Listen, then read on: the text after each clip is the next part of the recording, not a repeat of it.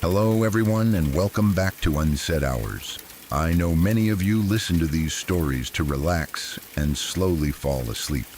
Before we begin, feel free to leave a comment and tell me where you're listening from tonight. If you enjoy these stories, please like the video and subscribe to the channel. Now get comfortable, take a deep breath, and let's begin. My brother was never someone who did things halfway. When he believed in something, he gave it everything he had. Faith was like that for him. Not a Sunday habit or a social routine, but something that ran through the center of who he was. He had grown up in the same house as me, sat in the same pews, listened to the same pastor give the same sermons every week, but somewhere along the way, it took root in him differently than it did in me. I respected it. I just didn't share it, not in the same way. By the time he was in his mid-20s, he had moved into a leadership role at our church. Not the kind where you just show up early and shake hands at the door. He was involved in organizing outreach, leading small groups, mentoring younger members. The congregation trusted him and he took that seriously. Eventually, he became a missionary, which felt like the natural next step for someone who had always believed he was supposed to be doing more than sitting still.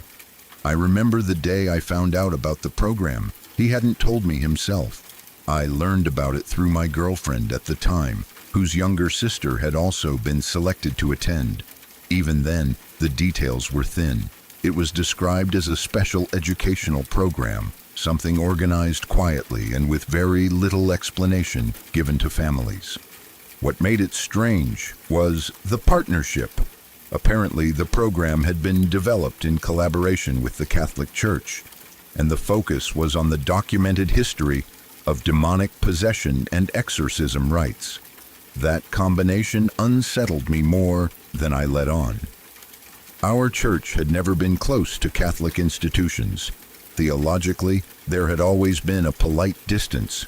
So to hear that they were sending members to a program that touched on something as serious as exorcism felt like a shift I couldn't quite account for.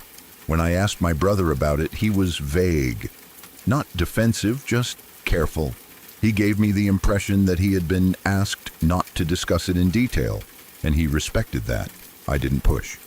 He came back from the program changed in a way I noticed but couldn't name. He was quieter, more deliberate in the way he spoke. His faith hadn't weakened. If anything, it seemed heavier, more serious, less like something that made him smile and more like something he was carrying. I assumed it had just been an intense experience and that he would settle back into himself eventually. He mostly did. But a few months later, he told me he was going to Tijuana. He said it casually, standing in the kitchen, like he was telling me about a weekend trip. But I felt it before I understood it. That cold, low-grade dread that rises in your stomach before your mind has caught up. I told him I wanted to come. I had gone on small mission trips before, easy ones, nothing that had ever felt risky. I expected him to welcome the idea the way he usually did. He said no immediately, not unkindly, but firmly, in a way that left no room for negotiation. And then he said something that stayed with me. He told me he had a bad feeling about this one. My brother, the missionary, the man who had spent years walking willingly into uncomfortable situations in the name of service, was telling me he had a bad feeling. I didn't know what to do with that. The church told our family it would be a short trip, a week at most, probably less. They described it as routine assistance work, coordinating with a family pastor already stationed in the region. Nothing unusual, nothing to worry about. I tried to take them at their word, but in the nights that followed, I couldn't sleep properly. The dreams started the third night after he told me about the trip. They weren't vague or symbolic. They were vivid and specific and wrong in a way that dreams rarely are. In them, my brother was always in trouble. Sometimes he was running through narrow streets I didn't recognize, looking back over his shoulder at something I couldn't see. Sometimes he was in a dark room, standing completely still, as if moving would make things worse. Sometimes there was no scene at all, just a feeling, a pressure, a certainty that something was closing in on him and he couldn't get away.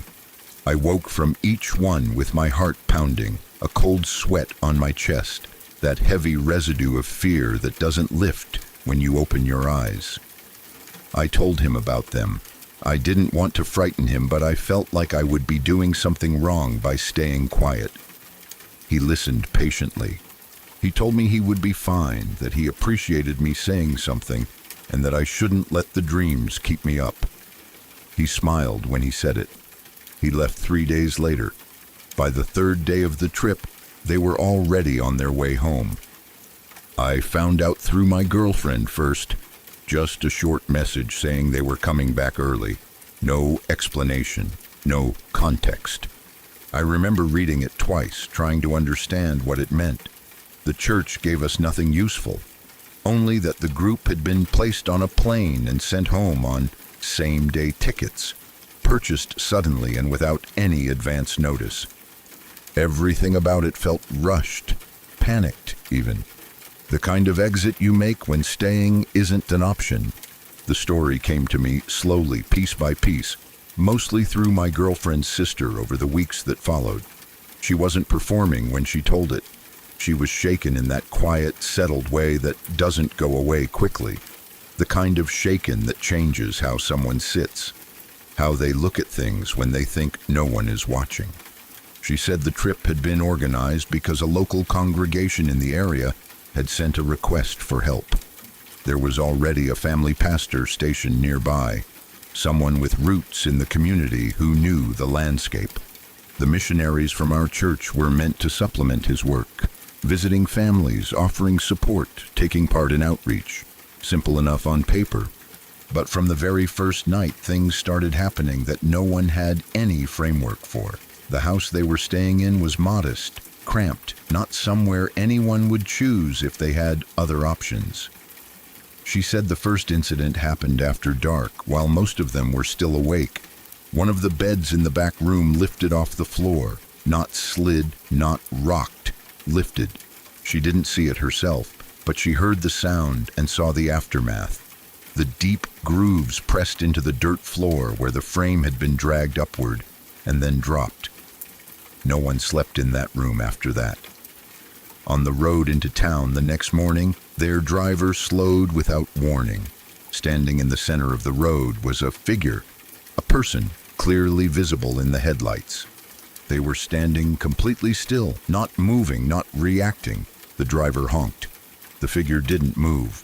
He slowed the truck to almost nothing, edging forward, and then the figure was gone.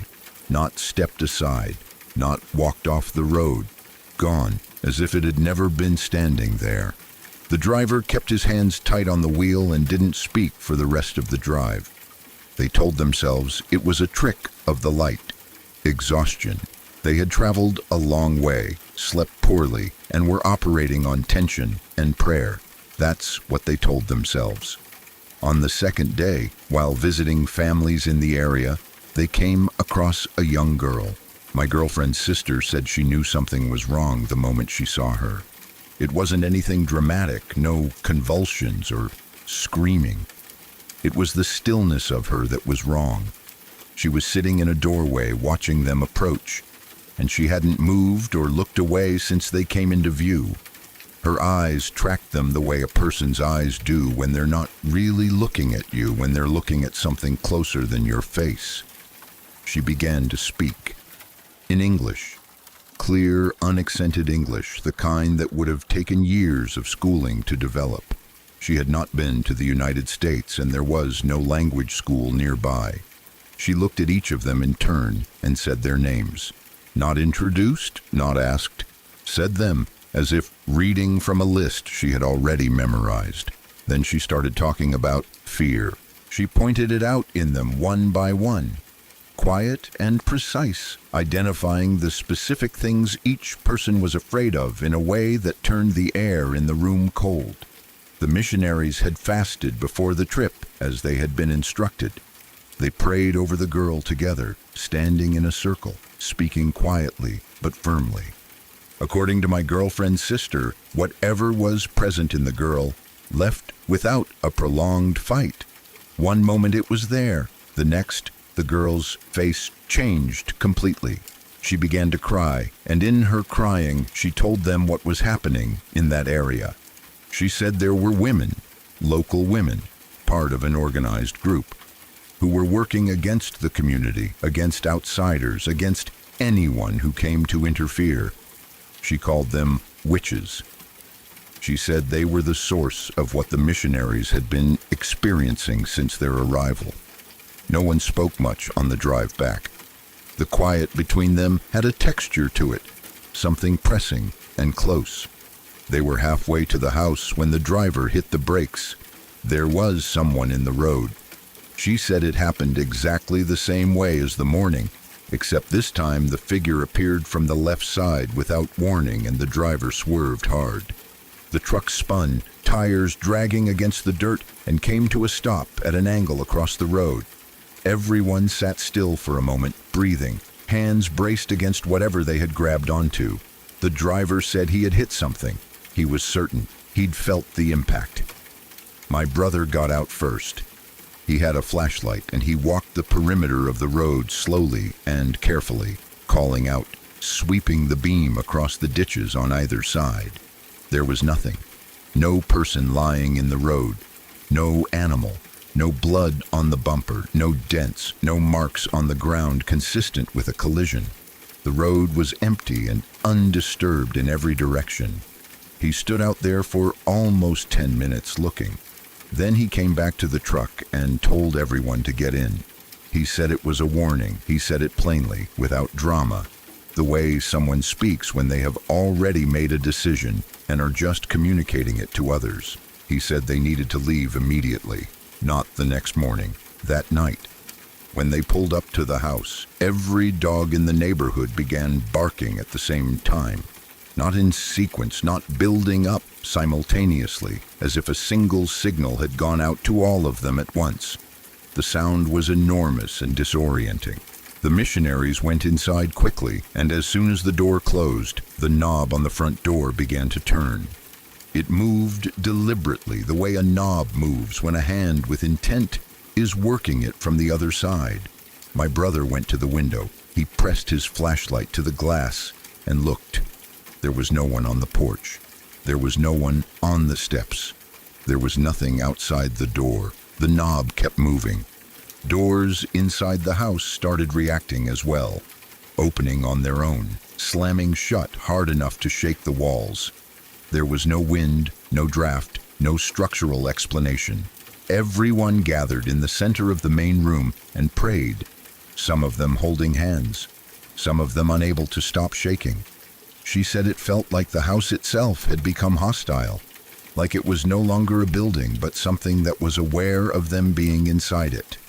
While all of this was happening, back home, something was unfolding that none of us had any way to explain. Parents began calling the main pastor, not one or two. Every parent of every person who had gone on the trip. They were calling because they had all dreamed the same type of dream that night, independently without any contact with each other. Vivid, terrible dreams about their children in danger. My father was among them. My father, who had never been religious, who referred to himself as agnostic and mostly treated church as something my mother and brother did without him. He had a nightmare so disturbing that he called my mother into the room in the middle of the night. The next morning I heard him telling her that he shouldn't have let my brother go, that he had known something was wrong, that he should have said something. At the time I brushed it off. I told myself it was parental anxiety, that worry has a way of surfacing in sleep, that the timing was coincidence. I have thought about it many times since then, and I am less certain now than I was. The group left that same night. They drove to the airport without stopping, booked whatever flights were available, and were in the air before morning. No discussion, no debate. They simply left. When my brother came home, he was different in a way that was hard to describe. He had always carried himself with a kind of lightness, a confidence that came from genuinely believing He was doing what he was supposed to be doing. That was gone. He was still himself in most ways, but there was something underneath the surface now, something that hadn't been there before.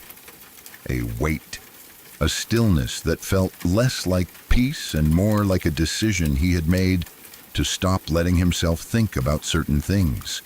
He stepped down from his leadership role within weeks of returning. So did everyone else who had been on that trip.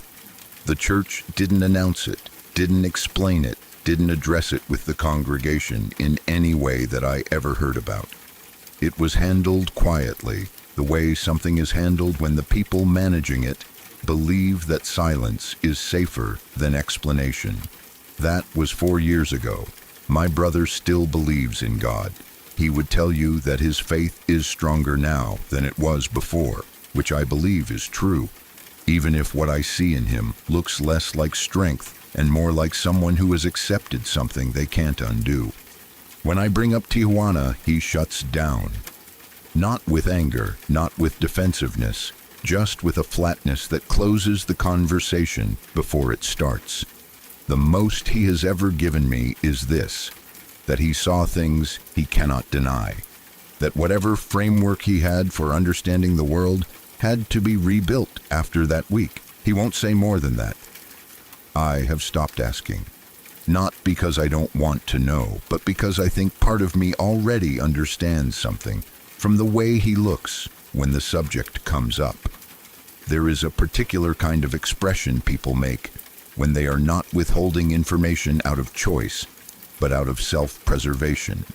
When the telling of a thing would mean living inside it again, even briefly, and they have decided they are not willing to do that.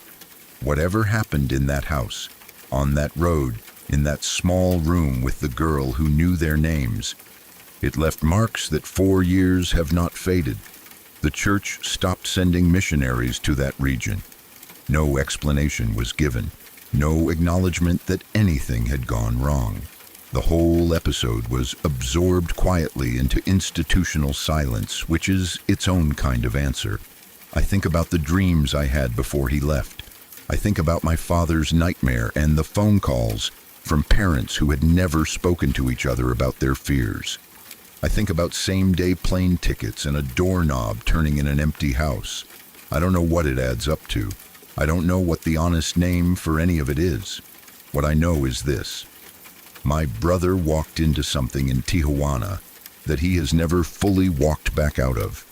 He is here, he is present, he is alive and mostly himself. But there is a room inside him now that stays locked, and whatever is in that room, he has decided the rest of us are better off not knowing about it. And the fact that he made that decision, a man who spent his whole life believing that truth was worth sharing, that light was worth carrying into dark places, is the thing that frightens me most of all. The Angelica likely took her name from the plant. You could see the logic in it if you looked hard enough. The pale greens and off-whites worked into the painted steel, the botanical curves someone had pressed into the railing designs, the faint suggestion of something living woven into all that iron. Whoever had designed her had leaned into the idea deliberately, as if the goal had been to make a man forget, just for a moment, that he was standing on 200,000 tons of metal adrift in the North Atlantic. I found myself thinking about things like that on my lunch breaks. It was that kind of place, big enough to get lost in, isolated enough to make your mind work overtime just to fill the quiet. I'd take my breaks on the upper decks, facing north, watching the open water. Most days there was nothing worth watching, just the long gray swell moving under a low sky, slow and steady, like the breathing of something enormous that had no interest in you. Sometimes a tanker would cut across the far horizon and you'd watch it until it disappeared, just to have something to follow with your eyes. I preferred it up there. The cold was honest. It didn't pretend to be anything other than what it was.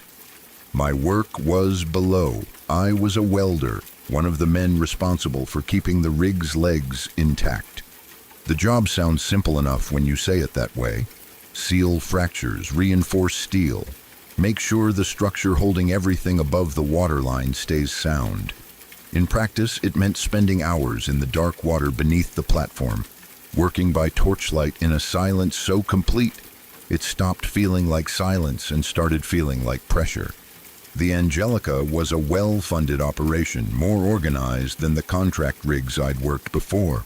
Each leg had 2 dive teams assigned to it, 16 divers in rotation, give or take, cycling on and off as schedules and weather allowed. I never rotated early. Every extra shift was more money sent home to my mother. I'd spent years on smaller, rougher rigs, the kind that cut corners on equipment and cut corners on safety and hoped the weather stayed kind enough that nobody noticed the difference. The Angelica was different. She sat far north, off the Icelandic coast, where the water was colder and the nights came earlier and lasted longer, but the pay reflected the conditions in a way that made it worth staying. I preferred the afternoon shifts. I hated diving in the dark.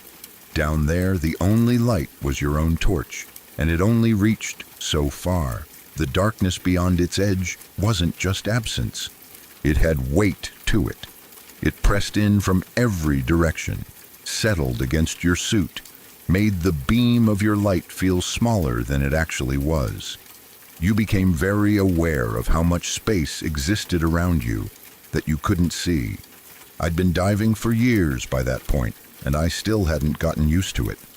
That feeling of being watched from somewhere the light didn't reach, of something patient and large existing just beyond the edge of what you could know. I never said that out loud to anyone. You don't, on a rig.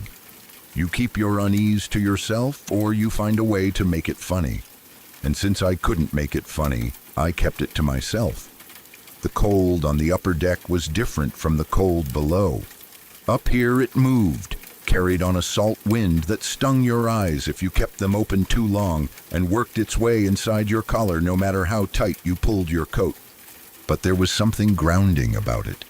The ocean was chaos. Pure, indifferent, ungovernable chaos. And somehow that was easier to sit with than the sealed, pressurized world below decks. Nothing up here was pretending. That day, though, something felt wrong before I could explain why. I noticed it as a feeling first, the way you sometimes do. A subtle shift in the quality of the air, a change in the way my attention kept pulling toward the water rather than resting on it.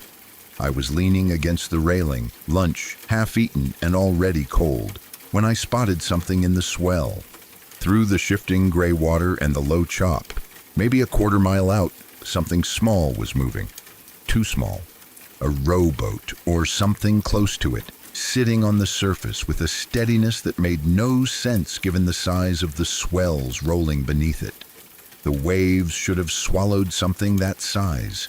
They should have tossed it like paper, but it just sat there, riding the water the way a heavy object rides, like it had weight and intention and no particular concern for the sea around it. I leaned forward, squinting, trying to make out whether there was anyone in it. "Oi, Oscar, what are you doing?" The voice came from behind me, cutting through the wind cleanly.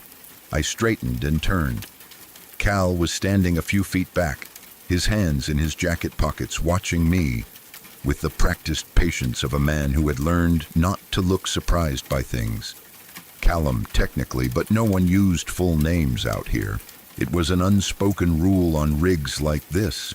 You spent enough time in close quarters with a man, worked beside him in conditions that could kill you both without warning, and formality started to feel like a kind of distance you couldn't afford.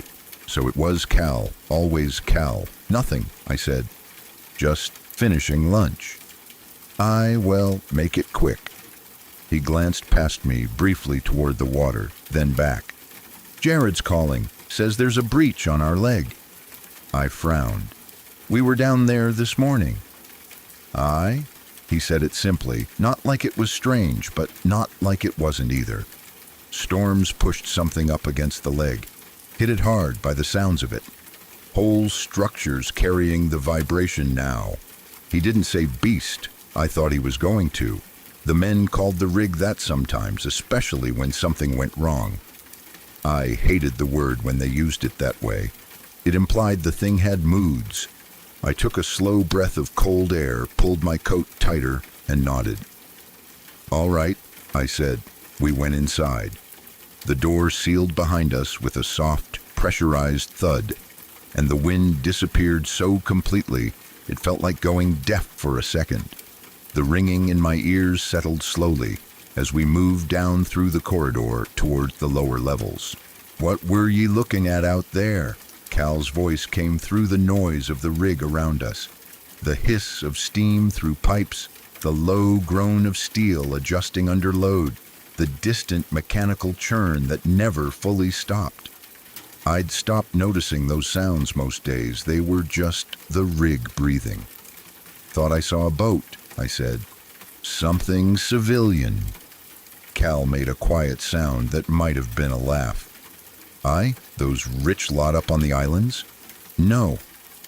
I watched my footing on the wet metal grating. The stairs dropped sharply here, and a slip would send you down 3 levels before anything stopped you. "Nothing like that. It was small, really small." I paused. "Just a rowboat." Cal stopped.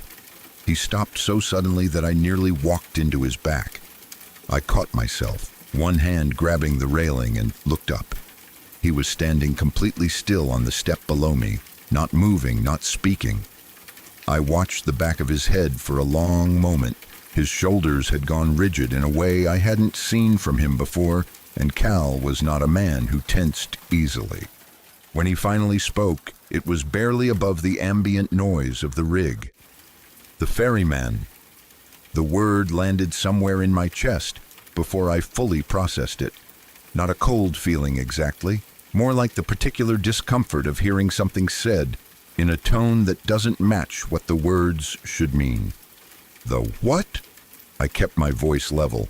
I even let a small, uncertain laugh into it. Cal turned. Not fully, not to face me completely, but enough that I could see his expression. He reached out and took a fistful of my jacket. Not rough, not aggressive, but with a firmness that made it clear he was not making a casual point. He pulled me in close enough that I could see the detail in his face, the weathering around his eyes, the way his jaw had set. "Don't go back up there," he said. Not an order, not quite a warning, something quieter than both of those things. And because of that, worse. He held my eyes for another second, then released my jacket, smoothed it flat with the back of his hand in an almost automatic gesture, and turned back down the stairs as if nothing had happened. He didn't look back. His pace didn't change. I stood still for a moment on the step. Then I followed him down. We didn't speak after that. Not meaningfully. We exchanged the kind of short, functional words that a job requires. Directions, confirmations, the small logistics of men moving through a shared space toward a shared task. The rig filled the silence around those words anyway. The Angelica was never quiet, not truly. The noise was constant and layered, iron under pressure, machinery cycling through its rotations, water moving against the exterior in ways you felt more than heard. You stopped noticing it until you needed something to not notice, and then it was suddenly all you could hear. By the time we reached the dive deck, the air had changed texture, warmer and artificial, scrubbed and recycled through the ventilation system until it tasted of nothing in particular. The walls down here were lined with the plastic plants someone had decided would improve morale or aesthetics, or both. Pale fake greens, white synthetic leaves. They'd been there long enough to gather a faint gray film of accumulated grime at the base of each stem. Someone had placed them carefully, arranged them with intention, but no one had maintained them, and now they just sat there, looking like the idea of something living rather than the thing itself. I noticed I was staring at them. "Hey, good to see you all." Gabe's voice bounced across the room before I'd found him with my eyes. He was younger than most of us, blonde, with a quality to his energy that sat slightly wrong in a place like this. Too clean, too bright, not yet worn down to the particular frequency the rig ran at. He meant well, that was always clear. It just didn't help much. Cal didn't slow. Lad, shut it. I gave Gabe a nod and moved to my station, letting my hands find the familiar sequence of the gear without needing to think about it. Behind me, I could hear Cal and Gabe speaking in voices kept deliberately low. I didn't turn, didn't try to pick out the words. I had enough already running through my head without adding to it. Something clattered against the bench beside me, and I caught the torch Cal had tossed across without looking up from what I was doing. "Make it quick," he said. His voice was back to its normal register, rough and direct. "And don't stay under when it gets dark." I glanced at him. "Since when do you care about that?" He didn't answer. He just looked at me for a moment, one beat longer than the question required, in the particular way a man looks at you when he has said what he's going to say and decided the rest is your problem. I turned back to my gear. He was just trying to get in my head. That was all. Cal was practical, unsentimental, not given to superstition. He'd probably heard the ferryman story from some old-timer years ago and filed it away the way you file away the things the ocean teaches you. Not as literal truth, but as a kind of shorthand for something real. Don't get comfortable. Don't look too long at the things you can't explain. Keep your eyes on the work. That was all. I clipped my torch to the harness, checked the seal on my helmet, and moved toward the ladder.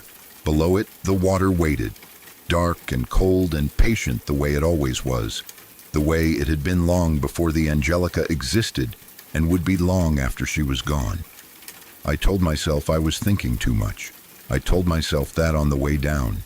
I was still telling myself that when the water closed over my head and the surface light above me narrowed to a pale, shrinking circle, and the dark came in from all sides the way it always did, pressing, watching, breathing in place of the sound my heartbeat made. And somewhere far above me, somewhere on the upper deck facing north, I thought about the rowboat, sitting still on the water, not moving, not drifting, just waiting with the kind of patience that doesn't belong to anything that has somewhere else to be. The torch lit the steel in front of me. I put my hands to work. I didn't look behind me. I almost managed not to think about what Cal had said. Almost. Marcus and I have been married for 4 years, together for 7. I need you to understand something before I say anything else, because what I'm about to describe is going to sound a certain way, and I don't want you to read it with the wrong picture of him in your head.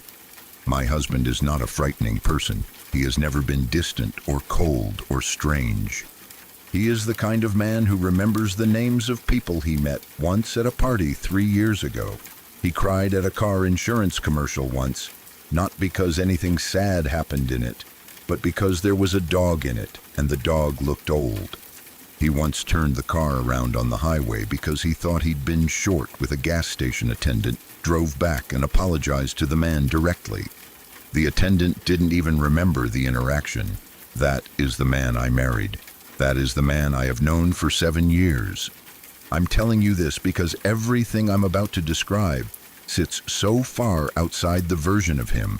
I know that even now, sitting here in this bedroom with the door closed and the light on and my phone in my hand, I keep turning it over, looking for a different explanation. One that makes sense, one that lets me breathe. I haven't found one yet. It started in February. A Tuesday, I think, though I'm not certain. I came home from work the way I always do, dropped my bag in the hallway, called out that I was home. Marcus was in the kitchen. I could smell dinner already going, something with garlic, something warm. I walked down the hall, and before I had even turned the corner into the kitchen, I heard the click of the stove being switched off. And by the time I came through the doorway, He was already leaving through the other side, heading into the living room. I didn't think anything of it. Not then. I poured a glass of water and went to find him, and he was upstairs by then, said he just needed to grab something, came back down in a few minutes, and we had dinner and talked about nothing in particular, and I forgot it had happened before I'd even finished eating. But it kept happening, not every day at first, not in any pattern I could track. Maybe once or twice a week. I'd come into the living room and he'd stand up and go to the kitchen. I'd go to the kitchen and he'd head to the office to check something. There was always a reason, always something calm and plausible and ordinary. His phone, a package he needed to check on, a load of laundry he'd forgotten about. None of it was dramatic, none of it was unkind. He'd squeeze my hand on the way past. He'd kiss my cheek. He seemed entirely like himself in every way that I could name. It was only the leaving, only the quiet, consistent, inevitable leaving. About 3 weeks in, I asked him outright. I'd been sitting on it longer than I should have, telling myself I was imagining things, building something out of nothing. But I asked him, I said, "Is something wrong? Have I done something? Are you upset with me?" He looked at me with what seemed like genuine confusion, a little hurt even, that I'd had reason to ask. He said, "Of course not." He said he loved me and I was imagining things and everything was fine. He held my hand when he said it, and his eyes were steady and warm, and I wanted to believe him badly enough that I did. But I started paying attention after that. Really paying attention the way you do when you've decided to stop talking yourself out of something. And the more carefully I watched, the more certain I became. It wasn't random, it wasn't occasional. It was every single time I entered a room, he was already in. Within 30 seconds, sometimes less, he was gone. Always with a reason, always without urgency, always natural enough that if you weren't watching for it, you'd never notice. But I was watching. And I noticed. I began testing it deliberately. I'd walk into the bedroom and he'd go get water. I'd follow him to the kitchen and he'd remember something in the garage. I'd go to the garage and his phone would ring, something he needed to take privately back inside. I never once stayed in the same room as my husband for more than a few minutes during those weeks. Not once. I started to feel like a slow tide that he was always just ahead of, retreating by degrees, never rushing, never explaining. When I told my sister over the phone, she told me I was probably being paranoid. She said men zone out, that he was likely carrying something from work and processing it quietly the way some men do. She made it sound reasonable. I wanted her to be right. But something in my gut had started pulling in a direction I couldn't redirect, and gut feelings like that don't respond to reasonable explanations. They just keep pulling. About 6 weeks after it started, I woke up in the middle of the night and the bed beside me was empty.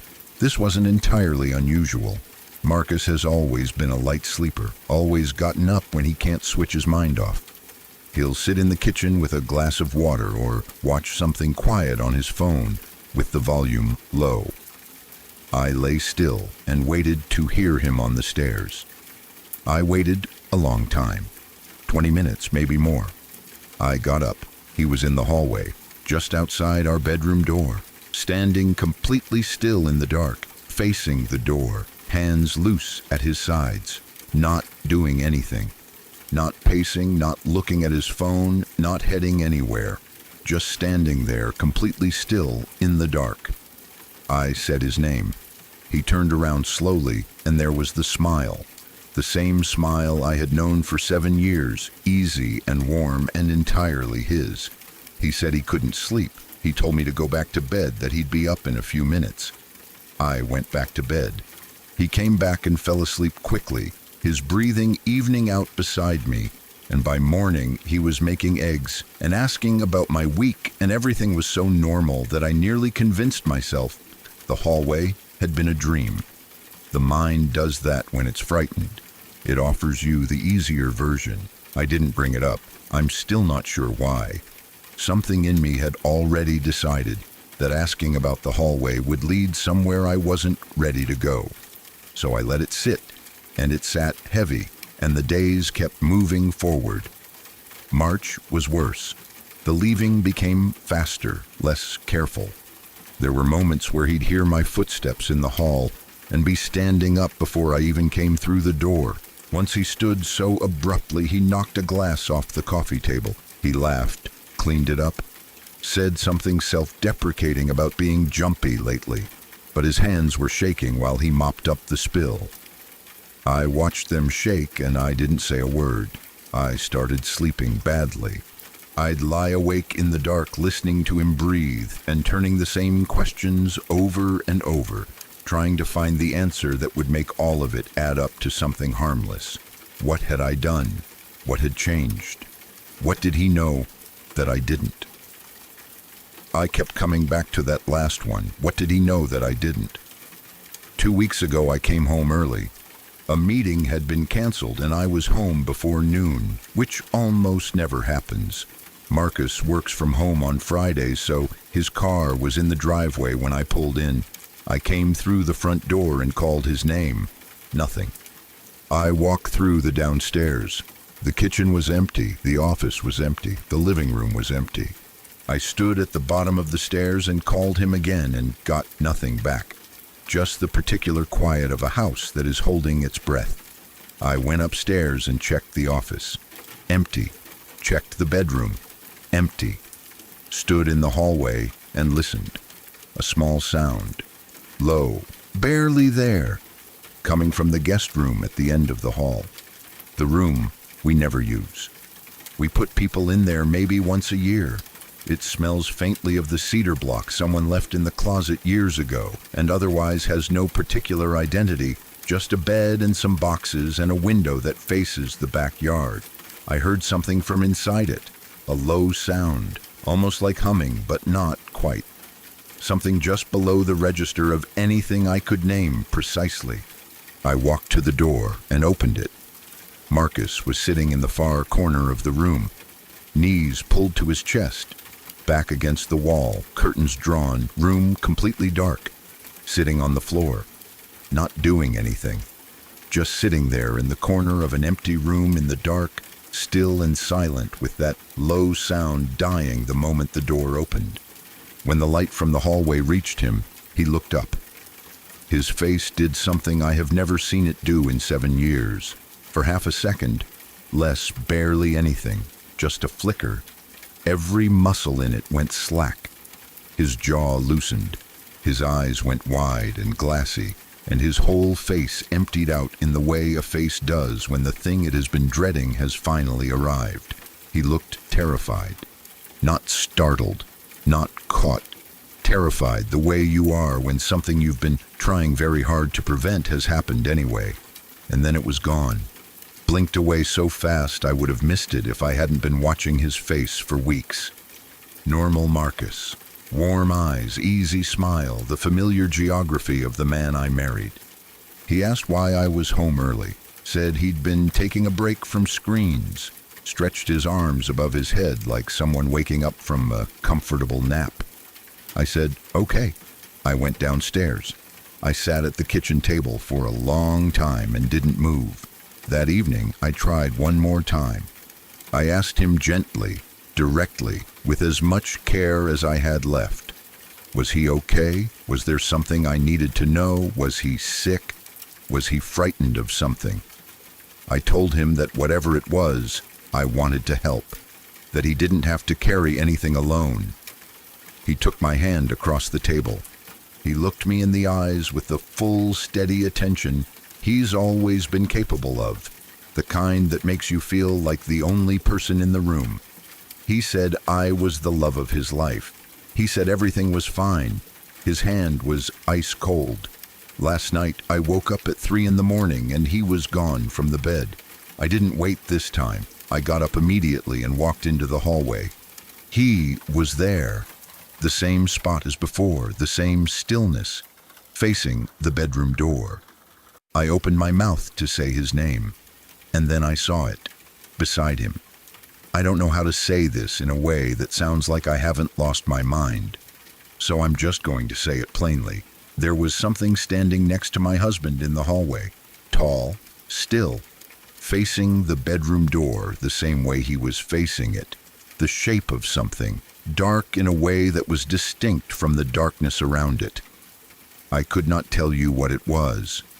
I could only tell you that it was there, and that it was not moving, and that standing in the hallway with it felt like standing at the edge of a very deep drop. Neither of them moved. Not for what felt like a full minute, maybe longer.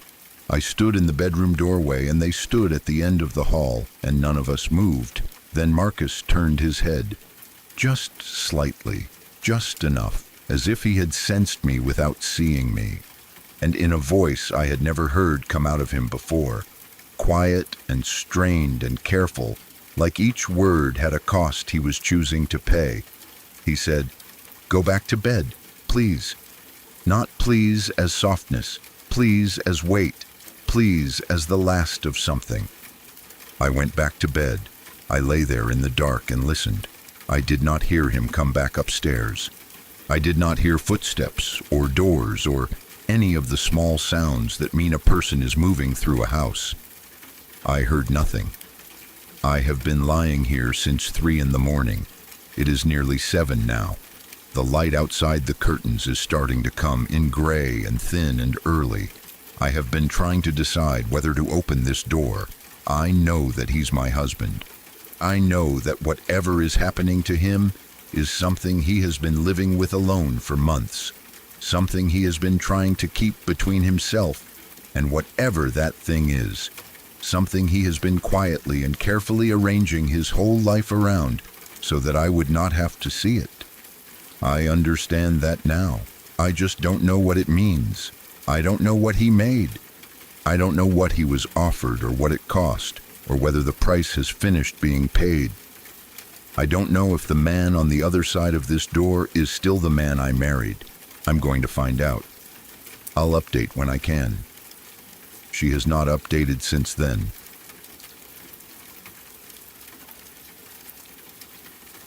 I have owned this land for 11 years. I know it the way you know something you have walked every season, where the ground softens after rain, where the frost comes first, which trees the wind hits hardest in November. I know its sounds and its silences, and the difference between the two.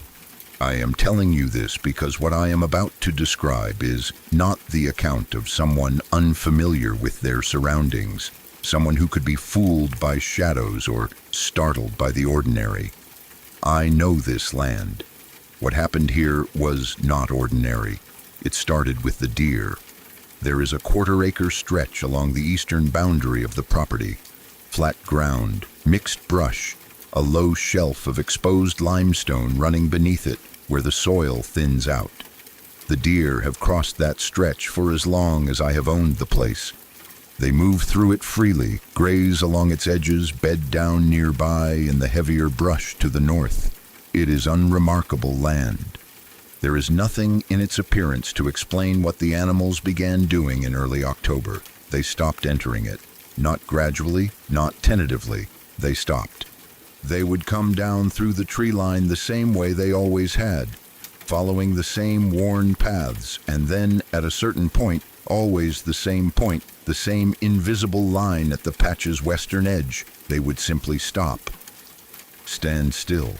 Ears up and forward, noses working, staring at something inside the space that I could not see from where I watched. Then they'd circle wide around it, give it 30 or 40 feet of clearance, and continue on their way as if the diversion cost them nothing.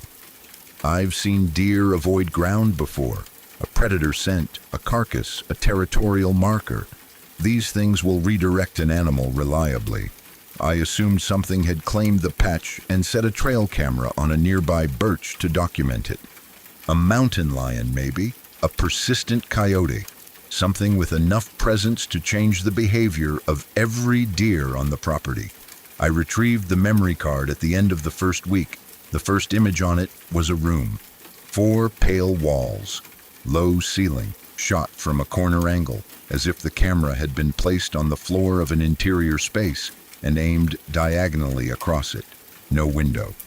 No door that I could find in the frame. No furniture, no objects, nothing to give any sense of scale or context. Just walls and ceiling and the clean, featureless geometry of an enclosed space, where my camera should have been recording open woodland and the October sky. The motion sensor had fired 61 times that night. Every single image was the same room. Different positions slightly, different shadow angles, as if the light source had shifted marginally between frames. But the same room. The timestamps ran second by second from 2 in the morning until nearly dawn, unbroken, like something had stood motionless in front of the lens for 5 hours straight. I sat in my truck in the driveway for a long time after looking through them. Then I drove back out to the camera. It was exactly where I had mounted it. Same tree, same height. Lens aimed east across the open ground. I waved my hand in front of the sensor and checked the live preview on the unit's small screen. It showed my hand. It showed the tree line behind me. It showed the gray October sky and the pale limestone shelf and the brush I had been watching for 11 years. Completely normal. Whatever the card had recorded, the camera itself appeared to be functioning perfectly. I reformatted the card and told myself there had been a malfunction, a firmware error, some corrupted file that had written the same phantom image across 61 frames. I had no other explanation, and I needed one, so I used that. 200 images the following week, all of them the room. I bought 6 cameras, 2 different brands, different manufacturers, different firmware. I mounted them at separate points along the boundary, spaced well apart, each one aimed inward across the avoided patch from a different angle. The intention was to eliminate variables. If one camera was malfunctioning, 5 others would show me normal ground. If the fault was in the card format, the different brands would behave differently.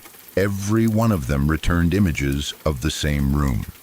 The angles varied slightly, the way the images on the first camera had varied, as if the cameras had been picked up, carried inside, and repositioned by someone methodical and unhurried. The room's dimensions were consistent across all 6 cards. Same walls, same low ceiling, same complete absence of anything that might tell me where the room was or what it contained. The cameras had been mounted across 40 yards of open ground. They returned the interior of the same enclosed space. I mounted 14 cameras over the following 6 days. I aimed them at different heights. I aimed one of them deliberately west, back toward my own house, away from the avoided patch entirely. That card came back with the room. I sat with all 14 cards spread across my kitchen table and went through the images again from the beginning. I was looking for differences, for any variation that might suggest a pattern or a cause or anything at all that could be worked into an explanation. In 3 of the later frames, different cameras, different timestamps, separated by 2 days, I found something I had missed the first time through. A mark in the upper left corner of the room, faint, pale against the pale wall, which was why I had missed it. I transferred the images to my laptop and enlarged them. It was a handprint, low on the wall. The height a small child reaches when they press a palm flat against a surface and hold it there. I live alone on this property. I have lived alone here for 11 years. No children, no neighbors within a mile in any direction. No one has reason to be on this land, and in 11 years the only footprints I have ever found in the mud near the eastern boundary were deer tracks and my own. I pulled all 14 cameras and wiped every card. I don't know exactly why wiping them felt necessary. Something about keeping the images felt wrong in a way I couldn't rationalize. The way keeping something that doesn't belong to you feels wrong before you've thought clearly about why. The deer still will not enter that patch of ground. I went out 2 nights ago and stood at the tree line in the dark and watched the eastern boundary for about an hour. The deer came through at their usual time, 3 does, and a young buck I've been watching since spring. They came down from the north the way they always do, and moved along the edge of the avoided patch, close enough that I could hear them moving through the dry brush. They stopped at the boundary the way they always stop now, stood there with their ears forward, perfectly still, staring at something in that flat, featureless stretch of limestone and brush. I looked at the same stretch of ground they were looking at. I saw nothing, just ground, just the pale rock shelf and the dead autumn growth and the dark beyond it. But the deer stood there for nearly 4 minutes before they moved on. 4 minutes is a long time for a prey animal to stand still in the dark and stare at something that isn't moving. Something was holding their attention. Something was there that I could not see, and they could. I have been thinking about what the cameras were actually doing when they returned those images. The straightforward explanation, the only explanation that requires no uncomfortable conclusions, is that the cameras were malfunctioning. All 14 of them across 2 brands in the same way, simultaneously, consistently over multiple weeks, including one aimed in the opposite direction. I have sat with that explanation and turned it over carefully, and I cannot make it hold weight. It doesn't hold weight. The other possibility is the one I keep returning to against my will. The cameras were functioning correctly. They were recording what was in front of their lenses, and what was in front of their lenses on that ground, in that patch of flat limestone brush that every animal on the property refuses to enter, was not open woodland. Something is there, something that exists in that space the way a room exists inside a wall, present, enclosed, invisible from the outside unless something opens to let you see in. The cameras didn't malfunction. They found a gap, a seam in something I don't have language for. And for 61 frames, and then 200 more, and then thousands across 14 cards, something on the other side held still and let itself be photographed. Or it held still and photographed us back. I don't know which. The handprint is what I cannot stop thinking about. Not because of what it is, but because of where it is. Low on the wall, the height a child reaches. Not placed at eye level, not centered, not positioned the way an adult positions their hand when they lean against a surface. It is where a child puts their hand when they are small, and the wall is tall, and they are pressing close to something and reaching as high as they can. I don't know what is in that room. I don't know how long it has been there, or whether the room has always been there and the cameras simply happened to find it, or whether something on the other side became aware of the cameras and chose to show me. I don't know if the deer sensed the room itself, or whatever lives inside it. I don't know if there is a difference between those two things. I have not mounted any new cameras. I go out some evenings and stand at the tree line and watch the boundary, and the deer come and we stand there together on our side of whatever line exists, and we look at the same unremarkable ground, and none of us go any closer. I have started to think that whatever is in that room has been aware of me for far longer than I have been aware of it, that the cameras didn't open anything, that the door, if there is a door, was already open, had perhaps always been open, and that the cameras simply gave me a frame to look through. I think about the handprint, the height it sits at, the careful, deliberate way a small hand presses flat against a surface. I think about what it means that it was reaching up. I have not gone back to the eastern boundary after dark. I don't intend to. Whatever is in that room, it knows this land as well as I do now. It has had the same 11 years, and unlike me, it has not spent those years looking outward, trying to understand what lies beyond its walls. It has been looking in. I have been the only priest at St. Agnes for nearly a year. It is a small gray stone church, the kind that looks less like it was built and more like it pushed itself up through the earth over a long period of time. The town around it used to make steel. The mills have been quiet for decades now, but the town hasn't recovered the way people kept saying it would. It mostly makes grief now and quiet and the particular kind of desperation that fills the space where purpose used to be.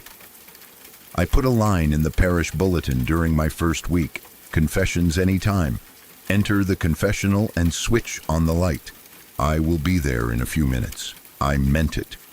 A priest who makes himself hard to reach is a priest who has misunderstood the job.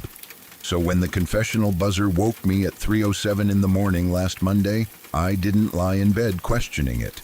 I pulled on my stole, crossed the nave in the dark, and slid the screen open. Bless me, Father, for I have sinned. The voice belonged to Dorothy. That soft, slightly quavery Midwestern lilt I'd come to recognize immediately. The voice of a woman in her late 70s who brought lemon squares to every church gathering and always arrived 15 minutes early to make sure there were enough chairs. I'm here to tell you sins I missed before, Father. It was an unusual way to begin, especially for someone who had been to confession only a few weeks earlier, but I settled in and listened. That is the job. She told me that since her husband Harold had retired and come home on pension, her life had become suffocating. That she had liked him well enough when he was gone most of the time, but that having him present every single day in that small house, reading his newspaper, drinking his coffee, criticizing her cooking with the casual contempt of a man who had never cooked a meal in his life, had worn something down inside her that didn't grow back. She said she started putting her urine in his coffee every morning while he read the news.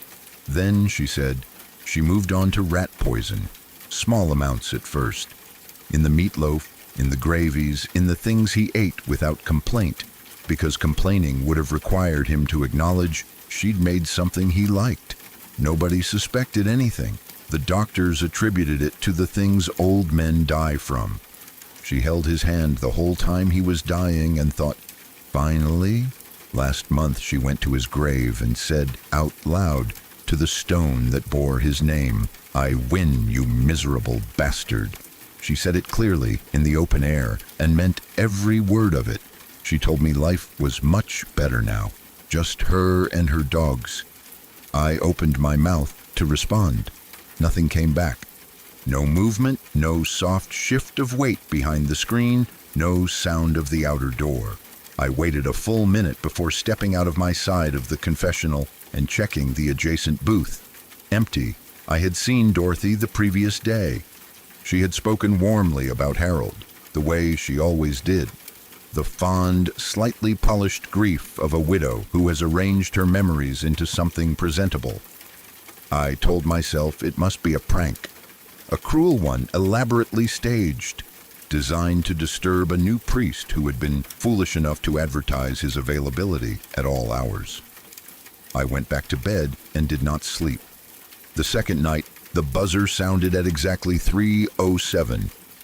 I lay in the dark for a moment, staring at the ceiling, feeling the cold work its way through the old walls of the rectory. The precision of the time was beginning to settle unpleasantly in my chest.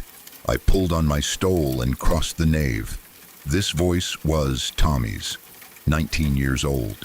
I had known him since my first Sunday, a quiet, polite young man who mowed the church grounds and refused any payment beyond $10, regardless of how long the work took, regardless of how many times I pushed a larger amount through the car window. He always pushed it back. He told me in that same calm, slightly bored voice that he had been stealing from the poor box every Sunday after Mass, that he waited until the church cleared, then helped himself to whatever had been left, that afterward he went behind the altar to the carpet where the children knelt for First Communion and filmed himself doing things he did not describe in detail but did not need to. He said the cross required it, that the cross on the wall needed him to do this, that it would lose its meaning otherwise. I told him there could be no absolution without genuine contrition, that he needed to stop, that I wanted to help him, but that he had to be willing to. He cut me off with a soft laugh. Not cruel exactly, almost gentle, the way you laugh at something you find mildly amusing but have already moved past. I'm not asking for forgiveness, Father, he said. I'm just telling you, because you said any time, and the light was on. Then silence. I called his name. Nothing. The booth was empty when I checked. The church was cold in a way that felt less like temperature and more like absence, as if something had been present that was no longer present and the air hadn't adjusted yet. I sat in the pews until morning and turned the thing over and over in my mind. Tommy's face, the complete stillness in his voice, the way he had said the light was on, not as justification but as something closer to a fact about how things work. The third night I had considered disconnecting the buzzer. I had considered locking the church. I did neither. I told myself it was principle, that I had made a commitment and would not retreat from it because of 2 unsettling nights. Looking back, I understand that wasn't entirely true. Something else was holding me. Curiosity, maybe. Or the particular stubbornness of a person who does not yet understand what they are dealing with. The buzzer sounded at 3:07. This voice was Margaret's, 37 years old, one of the most devoted members of the congregation, gentle and soft-spoken with the kind of quiet warmth that makes people feel immediately at ease. She organized the children's programs. She remembered everyone's birthdays. She told me about a daughter she had delivered alone 19 years ago in the basement of her parents' house. She had been 18 and frightened, she said, and the father had left town before she had the chance to tell him. She carried the pregnancy in secret, gave birth without help, and then wrapped the infant in plastic and buried her under the rose bushes in the backyard. When she married and moved into her own home, she dug the remains up and brought them with her. The child was under her window now. She planted roses over the ground every spring. She said the roses grew beautifully, redder than blood. She visited the spot every night and told the girl she was sorry. Then she said, "But I'm not. She would have ruined everything." I had walked past those roses a dozen times since coming to St. Agnes. She had pointed them out to me once, beaming, her hands folded together with a pride that I had taken for the ordinary pride of a gardener. She said she still heard sounds sometimes, little cooing sounds when the house was quiet, crying occasionally. But she said the girl understood. She had been so young. Then she stopped speaking. I sat on my side of the screen for a long time before I moved. When I checked the booth, it was empty. It was always empty. I spent the rest of the night with every light in the church burning, sitting in the front pew, not praying exactly, but keeping myself in the posture of it. In the morning, I went through the confessional carefully, looking for speakers, for recording equipment, for anything that could explain the voices mechanically. I found nothing. I pulled the security camera footage and went through every hour of every night. No one had entered or exited the church during any of those windows, except me, crossing the nave in the dark toward the sound of a buzzer that kept ringing at the same precise moment. I drove out to Torrin to see the old pastor that afternoon. He had served St. Agnes for 42 years before me. When I explained what had been happening, no names, just the shape of it, he sat very still and listened until I finished. Then he said, "When I gave you that key, I told you 2 things. Close the church after 9 in the evening, and do not go into the crypt at night." I told him I had kept my door open on purpose. That locking a church against the people who needed it seemed like a failure of the fundamental duty. He looked at me with the exhausted patience of someone who has watched a version of this conversation happen before. "Not that church, son," he said. "You don't lock it to keep people out. You lock it to keep something else from getting in." He leaned back in his chair and was quiet for a moment. jaw moving as if working through something he had kept stored for a long time. "I never told you the full reason I left," he said finally. "I thought if I stayed quiet about it, maybe it would stay quiet. Those lights, the buzzer at that hour. It goes back to the 1950s at least. Before my time, before the priest, before me. Different men, different decades, same hour, same pattern. 3 or 4 nights, then weeks or months of nothing." He said the voices weren't fabrications. That was the thing he had spent the longest time trying to come to terms with. They told true things. Things that could be verified if you were willing to look. People who smiled at potluck suppers and helped fold tables after parish dinners and sat in the front row, with their hands folded and their faces composed, carrying things in their hearts that would not fit inside any ordinary human understanding of what people are capable of. He said the church hadn't just grown from that ground by accident. The steel money had built it, but the ground itself had a longer history. And sin that heavy, he said, the kind that sits in a person's body for decades without confessing, doesn't dissolve when the body does. It needs somewhere to go. "You opened the door," he said. "You put it in the bulletin. You invited them to speak. And they're speaking. Not because they want absolution. They stopped wanting that a long time ago. They want a witness, someone who will hear the full weight of what they were and not look away. They want you to understand that the line between us and the things we fear is thinner than any sermon makes it sound." He told me to lock the doors at 9, turn off the buzzer, and under no circumstances go into the crypt at night. I asked what was in the crypt. He looked at me for a long moment.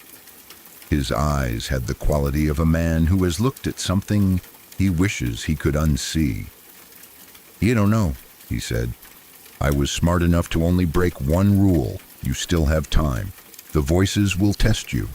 They'll use people you recognize, people you trust, people whose faces you see when they speak. Don't let that hold you in that booth. Lock the doors and leave the crypt alone, and eventually it goes quiet again." He paused. I stayed until the voices started sounding like people I had buried with my own hands. "Don't make my mistake." I drove back to street, Agnes through the flat gray evening, his words accompanying every mile. By 8:45, I was moving through the church methodically, killing lights from the back forward, locking the heavy wooden doors with the old iron key. I found the buzzer panel behind the sacristy wall and flipped the switch. The small red indicator light went dark. The silence that followed was total and immediate. I told myself it was finished. 3 nights. Whatever walked those hours had made its point, and I had finally listened. I had closed the door. I had followed the rule I should have followed from the beginning. The darkness, I told myself, would behave now. Sleep came slowly, but it came. Until 3:07, the buzzer sounded. I sat upright in the dark with my heart loud in my ears. The switch was off. I had turned it off myself, had watched the indicator light die, had stood in the silence that followed and felt certain that the silence meant something.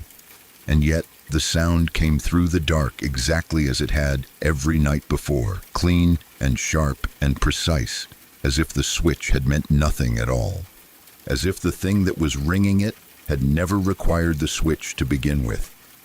I understand now that I was never really in control of this. The open door policy, the bulletin, the pride I took in being available. None of it was the reason the voices came. The invitation I wrote in that bulletin simply confirmed something that was already true. The light was already on. It had been on for decades. I just moved into the building and sat down in the chair. I dressed slowly. I took the crucifix from the nightstand. I walked into the nave and stood in the dark for a moment, feeling the cold of the stone floor through my shoes, smelling the old wood and the candle wax and something underneath both of those things that I had no name for. The confessional light was glowing at the far end of the nave. If you are reading this, please understand that I am not a man who frightens easily. I chose this life deliberately, in full understanding of what it asks. I have sat with the dying. I have listened to things in that confessional booth that would rearrange most people's understanding of the human capacity for harm. I do not say what I am about to say for effect. I am frightened. I am standing in this nave, and I am frightened in a way that goes below the ordinary meaning of the word, down into the place where the body knows something before the mind has finished thinking about it. The buzzer is still sounding, the light is still on, and from somewhere below my feet, from the direction of the crypt door at the back of the sacristy, there is a sound I cannot account for. Not a voice. Not yet. Something older than a voice. Something that has been down there much longer than any of us have been up here. I am going to walk toward the confessional. I am going to do the thing I said I would do when I put that line in the bulletin. Because whatever is on the other side of that screen, it came here because someone said the door was open. And whatever the old pastor knew, whatever made him drive away from 42 years of his life, without looking back, I cannot be the kind of priest who locks a door against something that is trying to speak. I need you to pray, not for me, specifically, for what I might find, for what I might have to carry out of that booth if I sit down and slide the screen open and it tells me who it is. Pray for St. Agnes. Pray for this town and its long, heavy silence. And if I don't write again, understand that I went in with my eyes open and that I believed, even at the end, that witness is its own form of mercy. The light is on. I'm going in. My father died on a Tuesday. By Saturday, they had put him in the ground, and by 3:17 Sunday morning, something was using his phone. I was the one who handled the arrangements. My mother had gone somewhere unreachable after the call came. She was physically present through all of it, sitting in chairs, standing when someone helped her stand, nodding when people spoke to her, but she was operating at a fundamental remove, like an engine running without connecting to anything. So the decisions fell to me. I signed the forms beneath a fluorescent light that buzzed at a frequency I still hear sometimes when I'm overtired. A thin, persistent sound just above the threshold of conscious notice. I selected the urn liner from a laminated page of options. I confirmed noon on Saturday for the burial.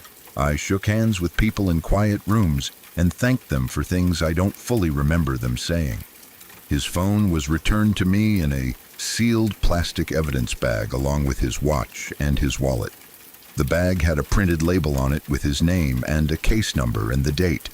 I kept it in my jacket during the drive home, tucked against my ribs, aware of its weight the entire time, in the specific way you are aware of something you are trying not to think about directly. That night, I set it on my nightstand. I told myself someone needed to be available for incoming calls. His office hadn't been notified yet. His dentist didn't know.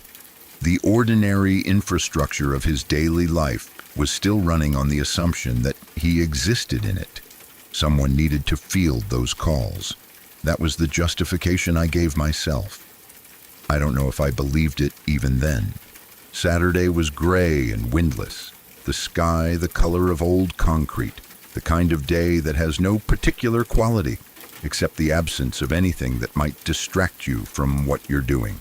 We stood at the graveside in dark coats, and the priest spoke words that were crafted to offer comfort and occasionally succeeded. They lowered him at 12:08 p.m.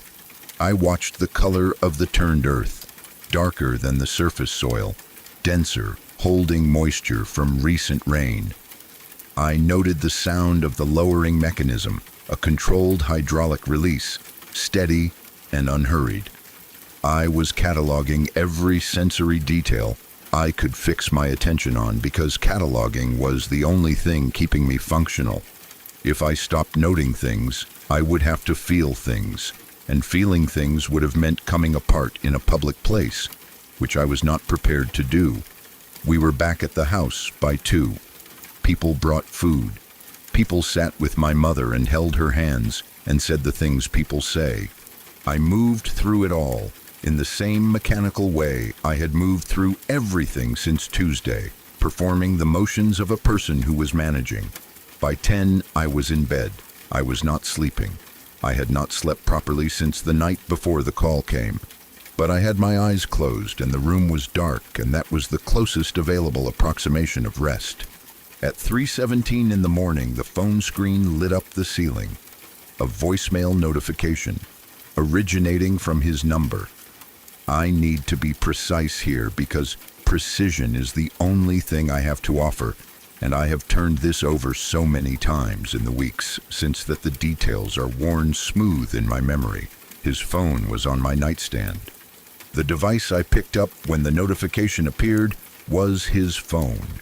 His case, his cracked corner from the time he dropped it in a parking garage 2 winters ago. His lock screen photograph of my mother at a lake in Vermont. The number displayed in the notification as the originating number was the same number engraved essentially into my memory from a lifetime of dialing it. I pressed play. His voice, exactly his voice, not an approximation, not a recording I might have confused for him in the disoriented half-sleep of grief. His voice with all its specific qualities intact. The slight intake of breath he always took before he began speaking, a small preparatory pause that everyone who knew him well would recognize immediately. The particular weight he put on his vowels, the rhythm of his cadence, the way his sentences built and settled, the pattern I had been listening to for my entire life without ever consciously cataloging it, and yet knew so completely that its absence in a room was something I felt physically. "Hey, it's me. I just wanted 4 seconds." Then nothing. I lay in the dark holding the phone and listening to the silence after it for a long time. Then I played it again. And again. I have played it more than 90 times now across the weeks since that morning. And I am as certain as I am capable of being certain about anything that what I am hearing in those 4 seconds is not only his voice. Beneath it, threaded through the recording at a register just below the voice itself, present if you listen for it and impossible to unhear once you have found it. The sound of soil under compression, the slow, dense shift of packed earth against something rigid and enclosed within it. A sound like weight being applied from beneath against a surface that was never designed to flex under load. A sound like resistance, like something testing the boundary between where it is and where it is not. I got dressed. I drove to the cemetery in the dark.